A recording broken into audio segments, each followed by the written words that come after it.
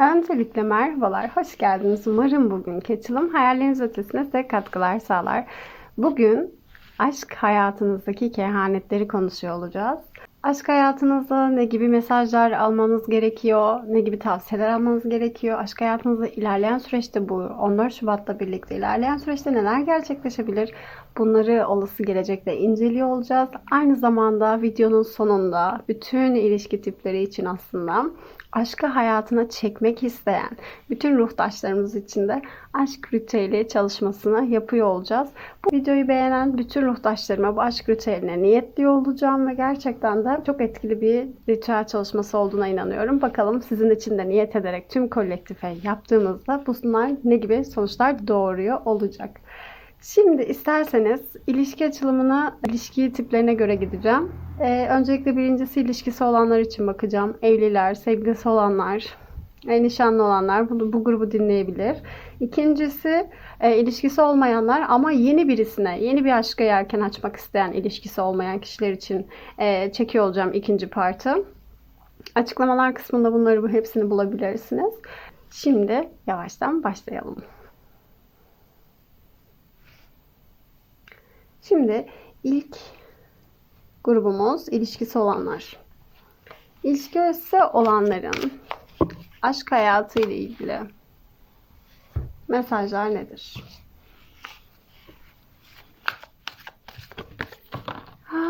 Çok mesaj var. Çok mesajlar geliyor.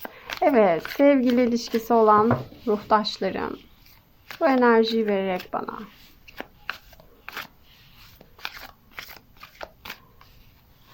Sizin bu 14 Şubat'taki mesajınız nedir? Evet arkadaşlar, mesajlarınız alınmaya başladı. Evet, parçalanma ve sevgili güzel destelerimizden de alalım. Bu 14 Şubat'ın sizin aşk hayatınıza mesajı, tavsiyesi, rehberliği, öğrenmeniz gereken ders ne? Wow, çok kart geldi. Bunların hepsini alamayacağım.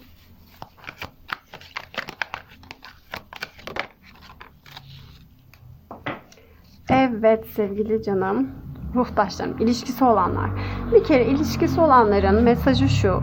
Neye sıkı sıkıya tutunuyorsanız artık bunlar parçalanıyor. Bu kart yıkılan kule etkisi enerjisi de verdiği için burada hayatınızda olan sizi çok böyle sıkı sıkıya tutan, kendinizle ilgili ya da ilişkinizle ilgili durum neyse bunun artık tutunmamanız gerektiğini savunuyor. Çünkü burada hani olan her neyse ona evet demeniz gerektiği. Sadece evet deyin. Yani hani kabule geçmek. Bu başınıza belki kötü bir şey geliyormuş gibi ya da burada bir sıkıntı ya da nasıl desem zorlukla ilgili böyle yıldırımlar, şimşekler var ya da kara bulutlar var. Her ne kadar böyle gözüküyor olsa dahi sistem aslında arkasında bir bahçe de vaat ediyor. Arkasında inanılmaz belki görüyorsunuzdur. Arkasında inanılmaz güzel bir bolluk, bereketli, güzel günlerin olduğu gerçekten güzel resmedilmiş bir resim de var. Ama görünene baktığımızda biz burada hakikate baktığımızda kesinlikle bir kötü bir olay görüyoruz. Dışarıdan baktığımızda kötü bir olay, zahiri boyutundan baktığımızda bizi sıkıntıya sokan, stres sokan yani çok kötü bir olaymış gibi gözüküyoruz. Bu yaşanan durum, yıldırım, kriz her neyse. Ama aslında burada tutunmaya çalıştığımız şey de bu. Yani tutunmamalıyız. Tutunduğumuz şeyi bırakmalıyız ve o olan şey her neyse bizim hayrımıza olduğunu bilmeliyiz. Çünkü biz eğer buna evet dersek bakın ikisinin de sembolizmalarında ışıklar var. Bu sistem bize bu ışığı verecek ve bu ışıkla birlikte aslında bu ışık nereye gidiyor? Arka bahçeye gidiyor. Yani sizin arkanıza aslında görünende kötüymüş gibi, krizliymiş gibi gözüken bu olayı eğer kabule geçerseniz ve hikmetine bakarsanız, tutunmayı bırakırsanız aslında 14 Şubat'ta sizin hayatınızda güzel bir gelişme olabilir. Bu illa aşk hayatınızla ilgili bakıyoruz ama Burada istediğiniz şey tabii ki mutlu bir yuva, huzurlu bir yuva olduğunu da görüyoruz. Yani sizin burada ulaşmaya çalıştığınız hedef neyse bir kere tutunduğunuz şeyi bırakmak, kontrolü bırakmak. Burada neye sıkı sıkıya tutunuyorsanız bunu bırakmaktan geçiyor. Eğer siz bu yaşanan olaylara, krizlere, okey, Yaradan'ın, sistemin benim hakkımda bir bildiği bilgisi var, bir değeri var diyorsanız zaten kehanet budur. Kehanet biziz arkadaşlar. Kehanet bizim bilinçaltımızdaki sistemin çalışması ve Yaradan bize zaten bunu o kadar güzel bir şekilde vermiş ki biz bu bilinçaltını kullanarak aslında kendi yaşayacağımız kehanetleri belirleyebiliyoruz. Bu kehanet dediğimiz şeyin aslında gerçek tanımı. Burada parçalanma dediğimiz sizin kendinizi gerçekten de yıprattığınız konu ve durumları temsil ediyor. Ama aslında bu durumlara siz eğer okey verebilirseniz ya da bu durumları düzeltmek ve çabalamakla alakalı. Buradaki evet her neyse işte kabul etmediğiniz bir konu olabilir, terapiye gitmeniz gerekiyordur ya da bakış açınızı değiştirmeniz gerekiyordur. Bu her neyse aslında arkasında çok güzel güzellikleri bir çiçek bahçesine vaat ediyor. Lütfen o yüzden bu yaşadığınız durum her neyse kabule geçmeye, ona evet demeye ve evet demenin sorumluluğu her neyse sizin açınızdan bunları yapmaya çok çok önem göstermelisiniz ki o istediğiniz mutlu olma, huzurlu bir yuvaya sahip olma, artık tek taraflı çabalamaktansa sizin de sadece sizin değil eşinizin ya da ilişkinizdeki partnerinizin de çabalayacağı, nasıl bir hayat hayal ediyorsanız aslında o yöne doğru adımların atılacağı, sadece tek başınıza değil birlikte bu adımların atılacağı bir süreci vaat ediyor aslında bu süreç. O yüzden yapmanız gereken 14 Şubat'ta Sevgililer Günü size asıl vermek istediğim mesaj, tutunduğunuz şeyleri bırakmanız ve ileriye doğru adım atmanız ve özellikle kabul etmek istemediğiniz bazı gerçekleri kabule geçmeniz olacaktır. Şimdi arkadaşlar, ilerleyen süreçte aşk hayatınızla ilgili neler olabilir? Bunlara bakıyor olacağız.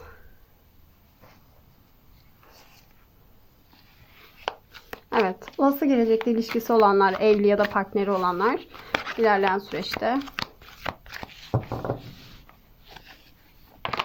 neler yaşayacaklar? Evet, kartlar bugün gelmekte çok zorlanıyorlar. Su ikilisi, su altılısı, ateş altılısı, sevgililer, wow, ilişkisi olanlar, su şövalyesi, güzel. Kamera çok oynuyor, kusura bakmayın. Ateş, toprak sekizlisi. Öncelikle bu Sevgililer Günü'nde eğer siz bu kabule geçişleri olursa bu 14 Şubat'ın enerjisi siz ilişkisi olanlar ve sevgili ruhtaşlarım, benimle birlikte bu videoyu izleyen sevgili ruhtaşlarım özellikle de bu Sevgililer Günü gerçekten sizin için güzel geçecek gözüküyor. Çünkü ilerleyen süreçlerde çok güzel kartlar düştü, çok güzel, inanılmaz güzel aşk kartları düştü. Çünkü burada öğrenmemiz gereken şeyi öğreniyorsak eğer bir şeyleri kabule geçebiliyorsak ve kendimizde de hatalı tarafları buluyorsak ve ya da yaşadığımız durumu isyan etmek yerine kabule geçebiliyorsak işte o zaman ilişkimizle ilgili çok güzel bir gelişme olacağı gözüküyor. 14 Şubat sadece 14 Şubat için geçerli değil. 14 Şubat'tan ilerleyen süreçlerdeki vadeleri de kapsıyor. Özellikle 6 3 kere tekrar ettiği için bu açılımda 6 vadelik süreç içerisinde sizin hayatınızda gerçekten de güzel gelişmeler olabilir. Bu 6 aylık bir süreç olabilir. Haziran ayına kadarki süreci temsil ediyor olabilir. O yüzden bu açılımı ne zaman dinliyorsanız 6 hafta, 6 ay ya da Haziran ayına kadarki süreç sizin için geçerli olacaktır. Bu zamansız bir zaman açılımı olduğu için de gerçekten etkilerine zaten konuşuyor olacağız. Burada özellikle sizin bu 14 Şubat'la birlikte aşk hayatınızda güzel gelişmeler olacak gözüküyor. Bir kere ilişkinizde gerçekten ilişki gibi hissedebileceğiniz, samimileşeceğiniz, gerçekten birbirinizi affetmeniz gereken konular varsa, uzlaşmanız gereken konular varsa bunların olumlu sonuçlanacağı. Aynı zamanda kupa ikilisi bize birlikte bir iş potansiyeli de verir. Sizin hani partnerinizde bir iş düşünceniz varsa ya da partnerinizin işiyle ilgili bir olumsuz ilerleyen durum varsa bunların da aslında çözümünü yine sizin aracılığınızla ya da partneriniz aracılığıyla, yani birlikte bir iş, bazı sorunları çözerek aslında ilişkinizin güçleneceğini görüyorum. Ve burada kupa altılısı ise bize eski günlerde özlediğiniz o eski günlerdeki aşk enerjisini tekrardan yakalayabileceğinizi. Çünkü kupa altılısı biz aslında flört dönemine, o çocukluktaki saf dönemi, ilk flört dönemindeki o saf ve güzel enerjileri temsil ediyor. Bu sebepten dolayı da bu kartın enerjisi çok güzel. Yani hani çocuklarınız varsa çocuklarınızla çok güzel, keyifli vakitler geçirecek olabilirsiniz. Bu süreçte gerçekten de geçmişinizde kalan o anılar, travmalar, o her neyse bunları sanki çözebileceğiniz bazı yöntemler keşfediyor da olabilirsiniz ilerleyen süreçler için. Şimdi ateş altılısına bakacak olursak burada ilerleyen süreçte yine 6 vadeyi kapsıyor görüyorsunuz. Yani açılımda 3 kere 6 tekrar ettiği için kesinlikle olası gelecek 6 rakamını veriyor bize. O sebepten dolayı burada ateş altılısı da zaten bize bir şeyi başarmakla ilgilidir. Yani beklediğimiz güzel haberlerin gelmesi, ödüllerin gelmesi, ilişkimizin gerçekten de bir üst seviyeye taşınması, ilişkilerle alakalı güzel haberlerin olması. Yani beyaz atlı prensin gelmesidir arkadaşlar. Zaten sizin beyaz atlı prensiniz gelmiş. O yüzden beklediğiniz güzel haberleri beyaz atlı prensinizden alabilirsiniz diyebiliriz.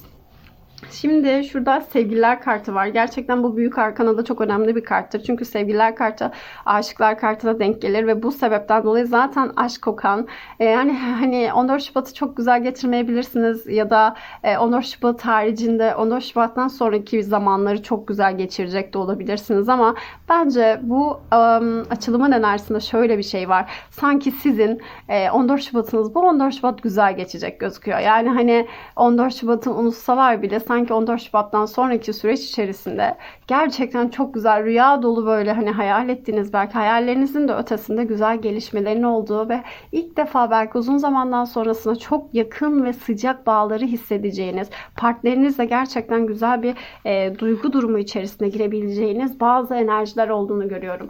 Yani burada gördüğümüz enerji aslında sevgililer kartındaki enerji sadece bir insanın bir insana aşık olmasıyla ilgili değil.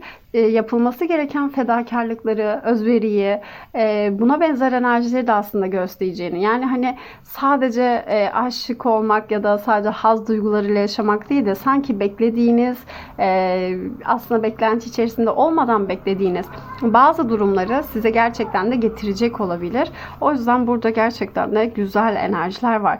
Yani hani Aşıklar kartı gerçekten çok büyük ve etkili bir karttır. O yüzden ilerleyen süreçte de aşk enerjinizin yükseleceği, ilerleyen süreçlerde sizin de bir şeylere tutunmadan eğer tutunmuyorsanız siz de artık hani ne olursa olsun deyip kabule geçebiliyorsanız gerçekten de geçmişi bırakabilirseniz belki. Çünkü burada da geçmişle alakalı bazı durumlar var.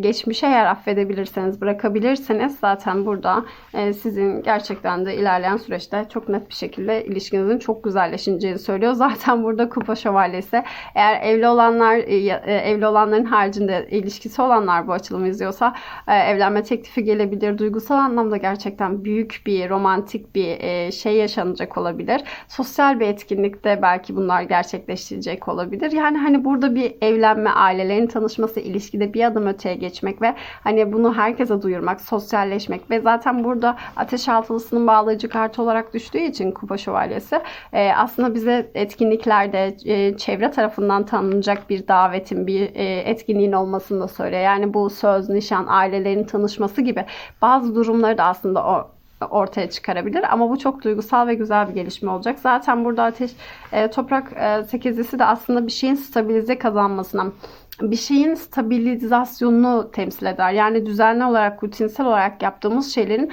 artık gerçekleşmesi, hayata, emeklerin karşılığına alınması. Bu süreçte eğer ilişkiniz düzenli olarak bir ilişki içerisinde ise burada verdiğim aşkın meyvesini vermesi ya da bir şeyi çözmeye çalışıyorduysanız ama bir türlü sonuçlandıramıyorduysanız işte bunun da sonuçlanacağını bize aslında gösteren çok net bir şekilde bir kart. Çünkü bu toprak sekizlisi bize aslında eğer düzenli olarak devam ettiysek o işte başarıyı vaat eder. Ve bizim de sanırım ilişkilerle alakalı öğrendiğimiz ya da fark ettiğimiz ve aslında çabaladığımız zaman bir türlü sonuç alamadığımız konular neyse bu parayla ilgili olabilir. İşte şurada gösterdiğimiz hani evlilik, davet, buna benzer ailelerin tanışması gibi konularda olabilir. Çözmeye çalıştığımız her neyse artık bunu çözebileceğimizi ve düzenli olarak bu işin işten vazgeçmediğimiz için, belki ilişkinizden vazgeçmediğiniz için zaten bunun çözümlerinin 6. vadede, 6 vadelik süreç içerisinde gerçekleşeceğini gösteriyor.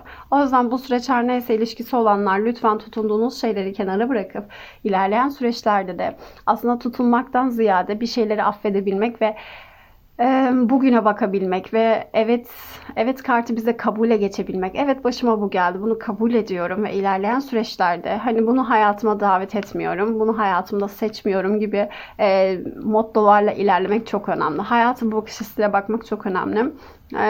Yani çok klişe olacak ama yaşanacak tek bir gün var. O da bugün ve şu an. O yüzden hani zamanla ayırıp da bu ilişkisi için ya da evli olduysa eşi için dinleyenler gerçekten de çok emek vermişler ama bu emeğin karşılığını bu rehberlikte müjdeliyoruz. Ve öyle de oldu diyelim.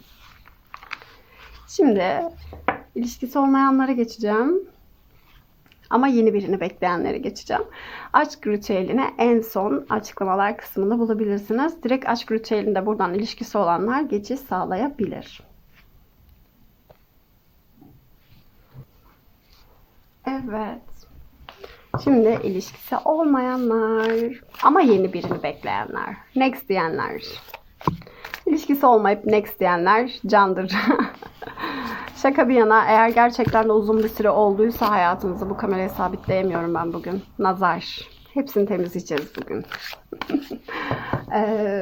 Gerçekten de bu hayatınızda eğer uzun süredir kimse yoksa, artık eskileri defterini büzüp rafa kaldırdıysanız ve yeni yer açıyorsanız, aslında kendiniz yeni bir benlik yarattığınız için artık yeni insanlar arıyorsanız, işte tam olarak bu açılım size göre bir rehberlik sağlayacak.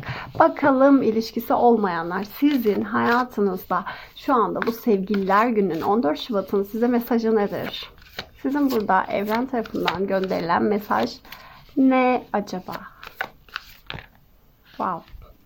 3 kart geldi. Alacağım. Arkadaşlar benzer şeyler düşüyor. Çok ilginç. Kimileri şey diyecek, çok iyi karıştırmıyorsun o yüzden düşüyor. Bu da bir tesadüf değil.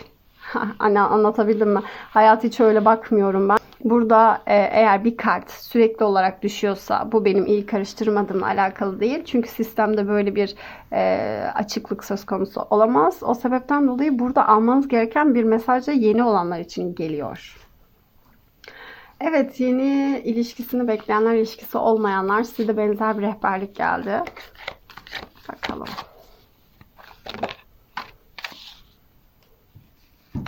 Şimdi ilişkisi olmayanlar belki de bu süreçte siz neye tutundunuz? Çünkü burada ilişkisi olmayanlar için gördüğümüz kadarıyla yine bir şeye sık sık tutunduklarını, belki de ilişki olmamak, yapmamakla ilgili ama içten içe ilişki istemekle ilgili bir durum söz konusu. Kimileriniz için de bu çok fazla ilişki istemek ama bunun için de çok fazla hani ilişkim olmalı, evlenmeliyim, yaşım geldi, şu geldi, bu geldi gibi mahalle baskılarıyla aslında kendinizi de biraz zorluyor olabilirsiniz. O sebepten dolayı burada tutunduğunuz şey neyse bir kere kabule geçmeniz lazım. Yani şu anda aslında belki ilişki istemiyorsunuz, belki gerçekten istediğiniz o ilişkiyi bulma konusunda yöntemleriniz yanlış. Ama burada gördüğümüz şey her neyse bir kere sizin bulunduğunuz durumu kabul etmeniz lazım. Yani evet, belki şu anda uygun kişiyi bulamadınız.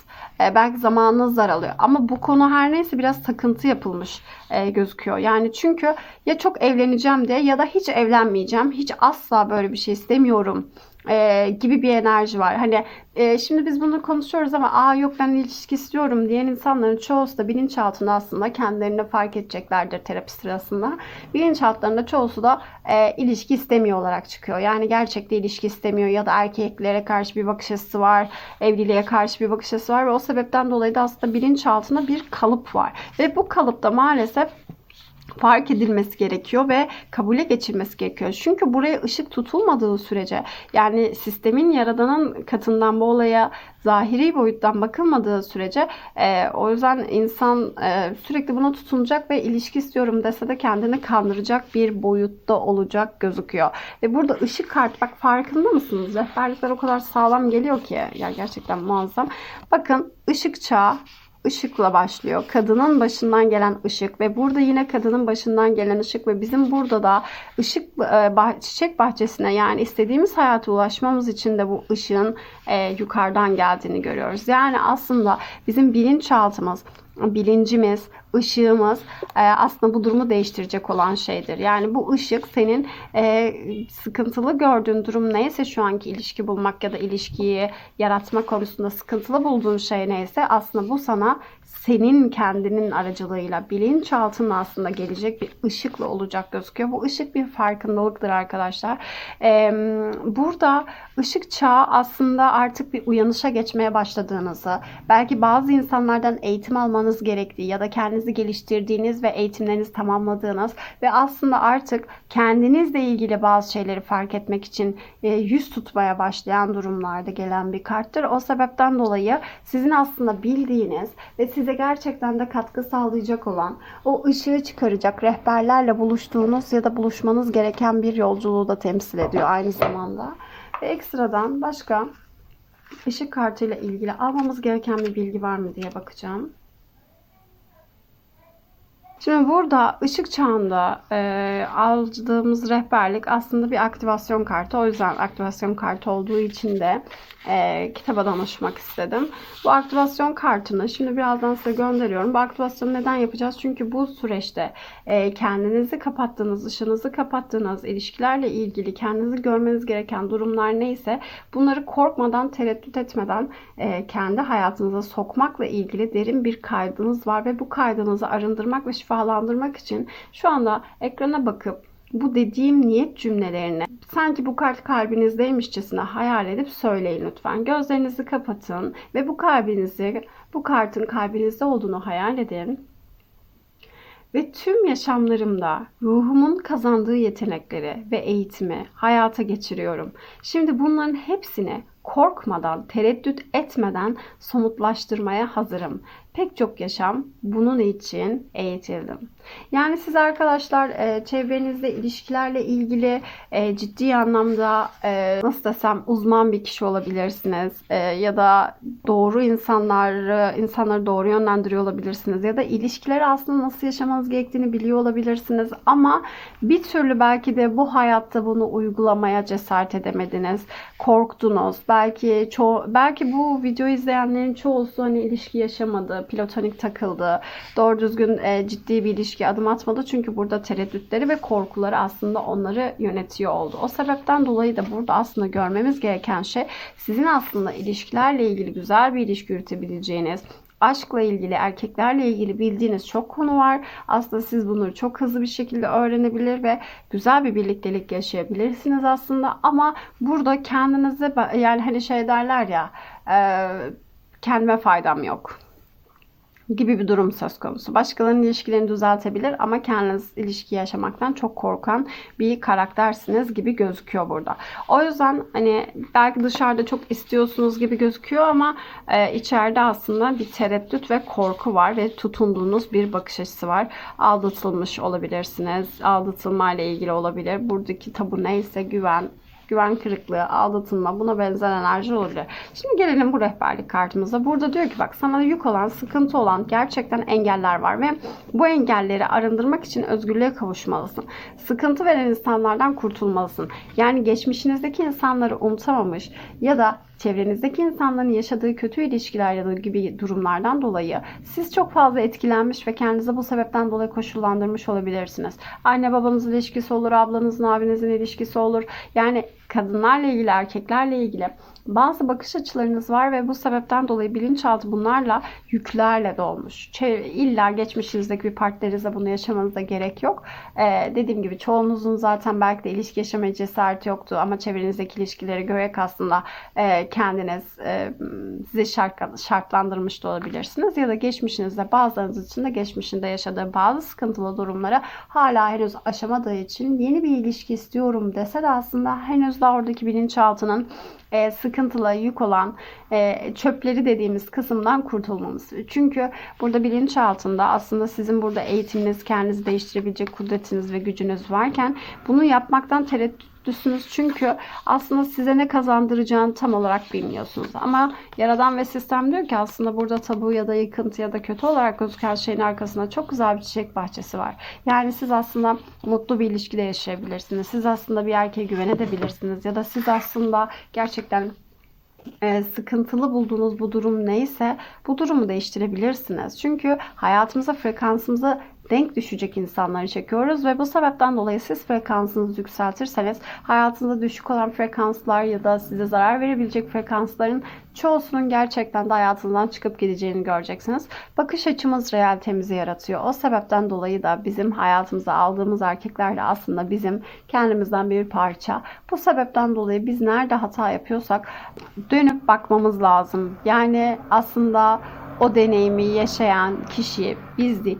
Ve bu deneyimi yaşamak için de aslında bizim bir şeyleri bilinçlenmemiz gerekiyordu. Yani yaşadığımız zorluklar aslında bizi bilinçlendirmek, daha iyisini seçmek, daha güzelini kendi hayatımıza davet etmek için var. O yüzden arkadaşlar lütfen yaşamınızda, geçmişinizde eğer gerçekten sizi hayal kırıklığına ve çok kötü enerjilere sokan insanlar olduysa da siz burada yapmanız gereken daha iyisini Yaradan'dan istemek ve tezahür etmek için çabalamak, elinizden gelen emekleri ve çabayı sarf etmek. Bunun da en başında gerçekten teslimiyet geliyor.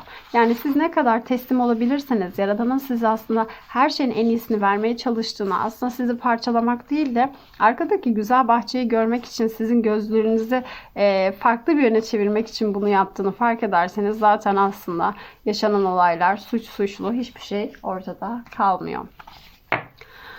Umarım bu mesaj güzeldir. Bu mesajın aslında temel mesaj şu arkadaşlar. İlişkisi olmayan ama yeni birisini bekleyenler eskiden kurtulmalı. Eski yüklerinden, bilinçaltı kayıtlarından ya da evlilik ve erkeklere karşı kayıtlardan kurtulmalı. Kendileriyle ilgili bakış açılarından işte ben güzel değilim, şuram şöyle, buram böyle gibi ilginç bize satılmış tüm yalanlardan kurtulması gerektiğini söylüyor aslında. Şimdi bakalım ilerleyen süreçte sizin için neler var olacak? İlişkisi olmayanlar ama yeni birini isteyenler. Toprak ası. Wow. Bu aşk ritüeli işe yarıyor arkadaşlar. Bu ritüeli izlemeden geçmeyin lütfen. Evet. Hava beşlisi, ateş yedisi. Kartlar dağılıyor. Bugün bu kartlarda bir şey var gerçekten. Yıllardır kullanıyorum ama. Hava uşağı. Ateş dokuzusu. Yaşam tecrübesi. Evet arkadaşlar burada gerçekten de rehberliğe çok uygun mesajlar geldi. Şimdi bir kere ilerleyen süreçte toprak ası bize bir şeyin geleceğini vaat ediyor. Ama burada gördüğümüz kadarıyla ya yakın zamanda ben nedense geçmiş bir enerji olarak algılıyorum ama kimisi de bu zamanı yaşamamış olabilir. O yüzden gelecek zamanda da olabilir ama nedense çok yakın bir zamanda sanki yeni birisiyle flörtleşip özellikle toprak asında gelen enerji bu. Sanki birisiyle flörtleşip bir şeyler yapıp belki bu iş vasıtasıyla ya da bir girişim ya da parayla alakalı bir konuyla alakalı bir tanışma da olabilir. Ve bu sebepten dolayı da hani yani sanki yakın zamanda böyle birisiyle flörtleşip böyle kalbi incinmiş olanlar olabilir ve o sebepten dolayı da siz aslında diyorsunuz ki ne gerek var? Çünkü burada hava beşlisi yine sizin kafanızı karıştırıldığı, sizin aklınızla oynandığı, yine sıkıntılara düşürüldüğü gibi bir durum söz konusu oluyor ve gerçekten de biraz bunalmış olabilirsiniz. Bunu kiminiz yaşadı, kiminiz de ilerleyen süreçte böyle bir durum yaşayabilir. O yüzden aslında bu durum size ne için gelecek? Yaşam tecrübesi için gelecek. Yani burada aslında siz o kişiyle neyin değişmesi gerektiğini, hayatınızda neyi kendinize itiraf edemiyorsanız neyin değişmesi gerektiğini aslında bu kart sayesinde, o insan sayesinde göreceksiniz. Hani o insan size yaşattığı şey belki bu realitede, bu dünyada size hani şey gelecek. Ne kadar kaba, ne kadar hani öküzce diyeceğiniz şeyler olacak belki ama yani hani pek memnun kalmayabilirsiniz. Ama burada savunmaya da geçebilirsiniz. Belki bir aranızda tartışma tarzı bir şey dahi olabilir. Ama burada bu savaş neyse aslında size çok önemli şeyi fark ettirecek gözüküyor. Neyi fark ettirecek aslında? Bilinçaltınızda farkında olmadığınız, savunduğunuz noktaları dile getirecek. Yani çünkü burada bilinçaltı, hava uşağı bize bilinçaltındaki gizli tohumları, bu tarz planları, en çekirdek inanç kalıplarından bahseder. Ve burada aslında bizim bizim bilinçaltımıza zorlu ulaşmamız gereken çekirdek bir inanç var, bir kalıp var. Bunu ortaya çıkarmamız gerekiyor ve çünkü hepsi bunların hepsi birbiriyle bağlantılı ve siz pes etmeden aslında burada ateş dokuzusu savaştan çıktığı halde hala savaşta olduğunu zanneden ve kendini koruma altına alan bir savaşçıdan bahseder. Aslında siz istemsizce erkeklerle savaşıyorsunuz ya da bilinçaltınızda bir konuyla, bir inançla savaşıyorsunuz. Bakın burada inançlarını ve kararlarını savunduğunuzu gösteriyor. Bu kart her zaman bu olumlu anlamda gelmiyor. Kombinasyonlarla değişiyor tabii ki. O sebepten dolayı burada siz kendiniz öyle bir inanca inanmışsınız ki, öyle bir karar savunuyorsunuz ki bir savaştasınız adeta. Bilinçaltınız bir erkekle bir araya geldiğinde ya da bir ilişkide bir şey olduğunda bildiğiniz savaş modunu açıyorsunuz ve hani orada var yok her şeyi darmadan edebiliyorsunuz. Bu sebepten dolayı aslında burada sizin ulaşmanız gereken kendinizle ilgili bir gerçek var ve bu gerçeği fark ettiğinizde aslında bunda nasıl fark edeceksiniz? Bu gelecek insan işte size fark ettirecek. Kiminiz için yakın zamanda bir vadelik süreç içerisinde bir ay, bir hafta, bir yıl süreç içerisinde gelmiş olabilir. Ya da kiminiz için de bir ay, bir hafta, bir yıl ya da Ocak ayında gelecek olabilir. Bir sonraki Ocak ayı da olabilir ama ben bunların çok uzun gelecekteki vadeler olduğunu görmüyorum. Yani bir ay içerisinde, bir hafta içerisinde ya da birli bir vadelilik süreç içerisinde Mart'ın birinde, Şubat'ın birinde, Nisan'ın birinde her neyse bu dönemlerde gelecek. Sizinle flört edecek ya da bir parayla alakalı bir konuda flörtleşeceğiniz, belki bir iki kere görüşeceğiniz ya da sosyal medyadan bir şey yürütebileceğiniz bir durum söz konusu. Ama burada aslında bu kişi size şimdi anladım. Ben aslında ilişkilerde bu yüzden, bu bakış açımdan, bu bilinçaltı kodumdan dolayı aslında bir ilişkiyi yaşatmıyormuşum kendime diyeceğiniz önemli bir dönüm noktası olacak gözüküyor. Ya yıkılan kule kartı bize aslında şunu söyler. O parçalanma kartıyla çok benzer bir enerjidir. Parçalanma kartı zaten yıkılan kule kartına o kadar net gelir ki yıkılan kule kartı aslında bize bir şeyleri değiştiremediğimiz zamanlarda zorla bir değişim yaratmak için gelir. Yani o da şu sebepten dolayı hani sistem bizi bizden o kadar çok daha fazla seven ve sahiplenen bir sistemde yaşıyoruz ki kendimizi mesela çocuğunuzu düşünün düşeceğini gördükten sonrasında birazcık kenara çekmek gibi yani onu uyarmak gibi bir durum söz konusu. Ama bazen de düşüyorsa da kendisine kalkmasına izin vermesi gerektiğini de bilen bir sistemde yaşıyoruz. O yüzden şu anda aslında bize gösterilen şey düşeceksin belki yine biraz sıkıntıya gireceksin ama burada fark edeceğin en önemli şey aslında senin bu değişime ihtiyacın var. Evet arkadaşlar şimdi aşk ritüeline gelmiş bulunmaktayız. Şimdi her birinize bu videoyu beğenen, buraya kadar izleyen her birinize aşk hayatıyla ilgili gerçekten çok güzel niyetler ederek derin birkaç nefes alalım. Ritüellerin zaten işe yaramadığını düşünen varsa bu ritüel çalışmasını yapmak zorunda değil. Ama ben kolektifte birçok insanın aynı anda aynı enerjiyi tek bir yere doğru yönlendirdiğinde çok daha hızlı yaratımların olduğuna inanıyorum. O yüzden bu ritüeli hepinizin evinizde tek tek deneyebilirsiniz.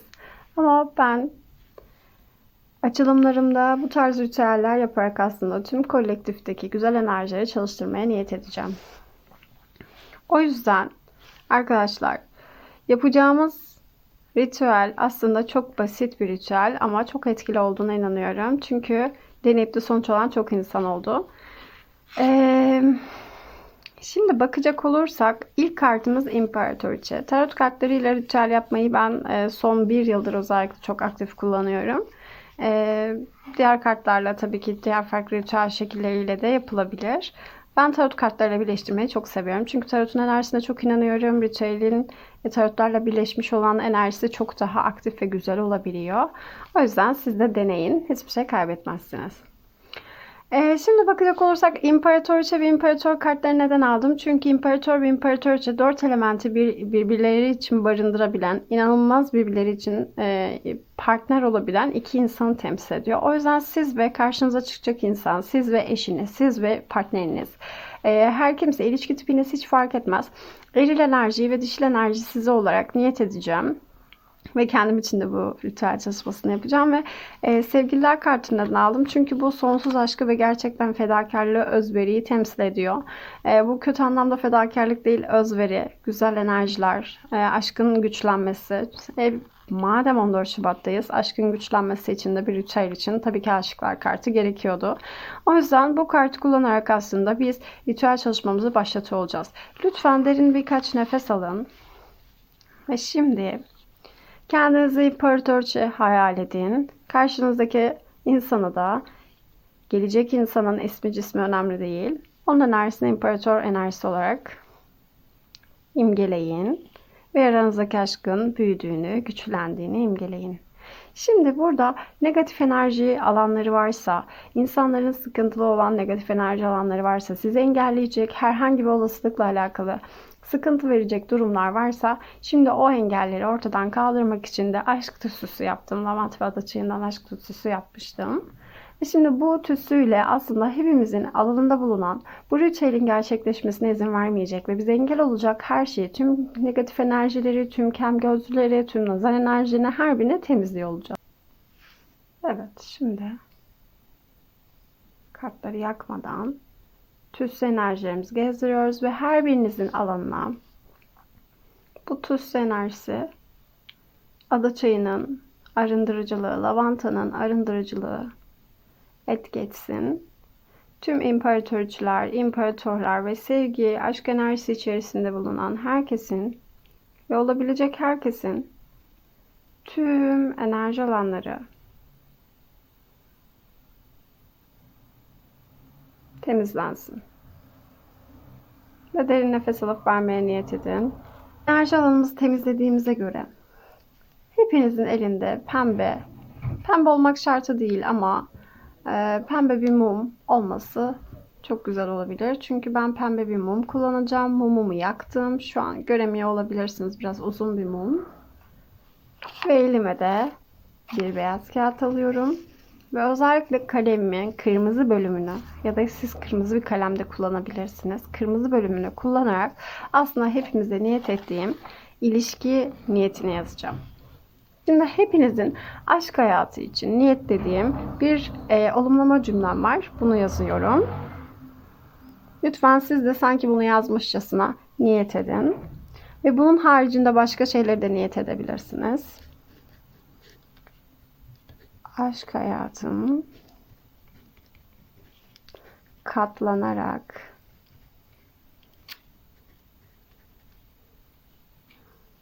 mucizeleriyle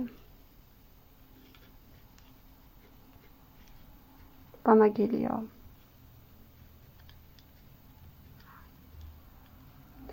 Mutluluk ve aşk, sadakat, hayatımın her alanında benimle. Ve öyle de oldu.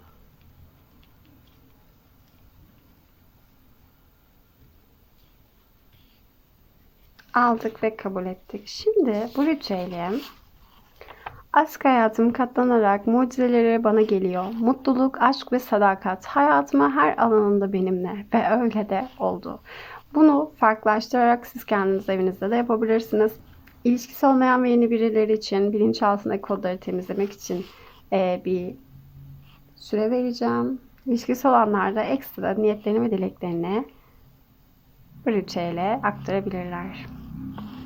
Siz bunları aktarırken ben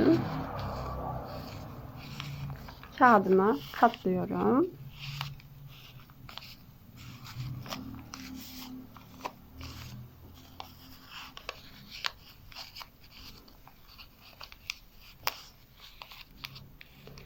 ritüelimizi gerçekleştirdik. Bu kağıdı evde kendiniz yaparsanız 7 gün bekletip yastığın altına 7 gün bekletip 8. günde yakabilirsiniz. Ben şimdi hepimizin niyeti çok daha hızlı bir şekilde olması için hemen yakacağım.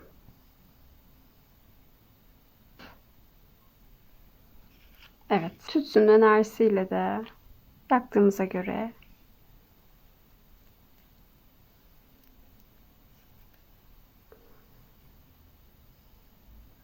bu tamamen yanana kadar arkadaşlar aktif edebilirsiniz. Şimdi ritüelimiz gerçekleşirken siz de derin nefes alıp vererek tüm dileklerinizin ve niyetlerinizin olduğunu, güzel bir aşk hayatına yelken açtığınızı, arzu ettiğiniz kişiyle ya da ismini cismini bilmediğiniz o kişi kimse, eşinizle, partnerinizle, her kimse beklediğiniz o kişi, onunla çok güzel bir yolculuğa başladığınızı, hayallerinizin de ötesinde muhteşem, aşk dolu bir birlikteliği yakaladığınızı görün. Hissedin, yaşayın. Ve öyle de oldu arkadaşlar. Bu ritüel çalışmasına katılan, bu videoyu beğenen ve bu güzel niyetlerde bizimle olan herkese çok teşekkür ediyorum. Bu ritüel umarım size aşkı, sevgiyi, hayatınızda beklediğiniz o aşkı, yaşamak istediğiniz ve partnerinizle yaşamak istediğiniz o mutlu anları size getirir. Hepinize katkı olsun. Çok öpüyorum. Kendinize iyi bakın. Görüşmek üzere. Hoşça kalın. Bay bay.